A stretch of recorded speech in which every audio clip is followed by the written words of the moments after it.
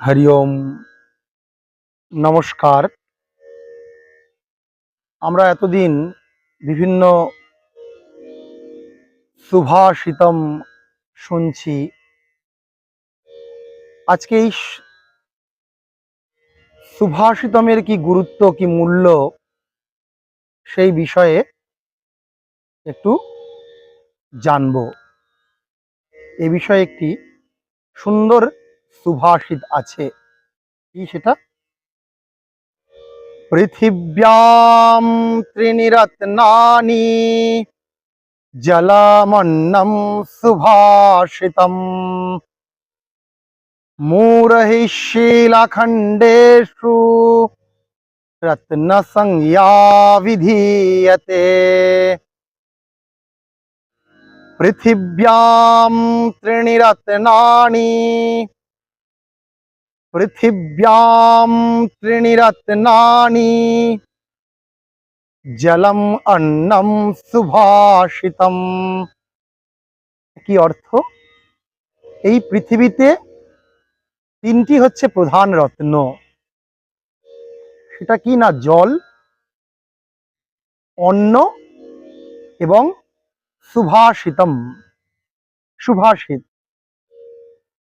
কিন্তু যারা মূর্খ ব্যক্তি তারা শিলাখণ্ডে, প্রস্তরখণ্ডে, পাথরের মধ্যে রত্নকে খোঁজেন, সেটাকেই রত্ন বলে জানেন। রত্ন সংজ্ঞা বিধীয়তে। কোথায় না? শিলাখণ্ডেষু, পাথরের মধ্যেই তারা রত্নকে অন্বেষণ করে। এই পৃথিবীতে তিনটি হচ্ছে মূল রত্ন। কি না? জল, অন্ন এবং সুভাষিত। আমরা ছোট থেকেই জানছি যে জলের অপর নাম কি? জীবন। এই জল ছাড়া কিন্তু আমরা বেশি দিন বাঁচতে পারবো না।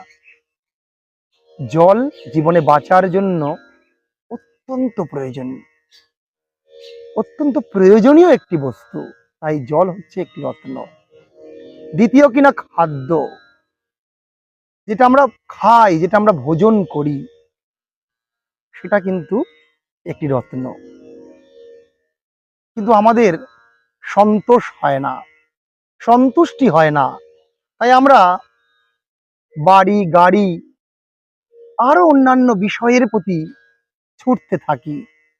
আজকে আমি যে স্থানে আছি, একটি পবিত্র স্থান, সারদা কানন,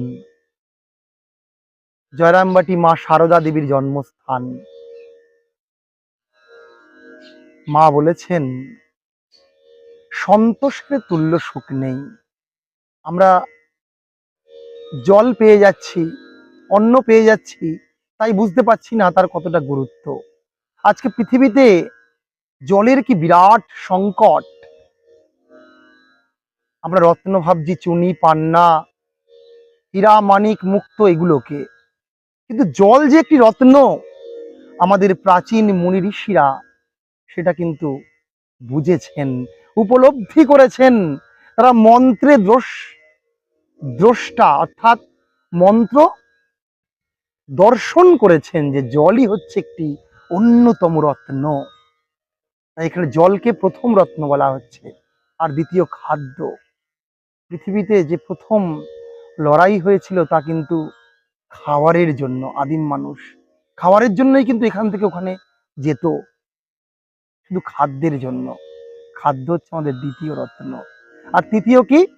সুভাষিতম, অর্থাৎ সুন্দর বচন, ভালো প্রবচন, ভালো কথা, যেটা আমরা একদম শুনি না, একদম কাউকে উপদেশ দিই না, কিন্তু এই সুভাষিত কিন্তু আমাদের সবসময় শুনতে হবে।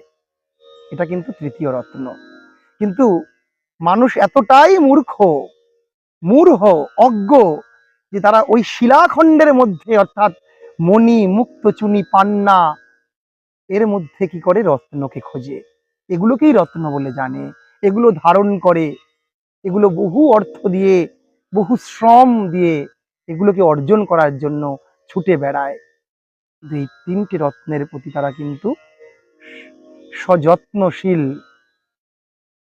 যত্নবান হয় না।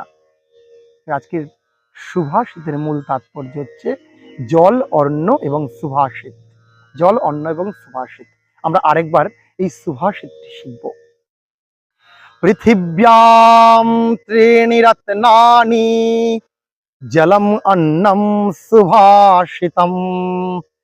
পৃথিব্যাম ত্রিণি রত্নানি, পৃথিব্যাম ত্রিণি রত্নানি জলম অন্নম সুভাষিতম।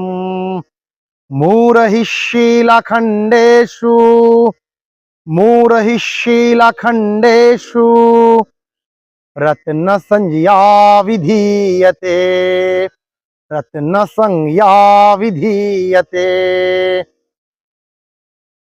नमस्कार।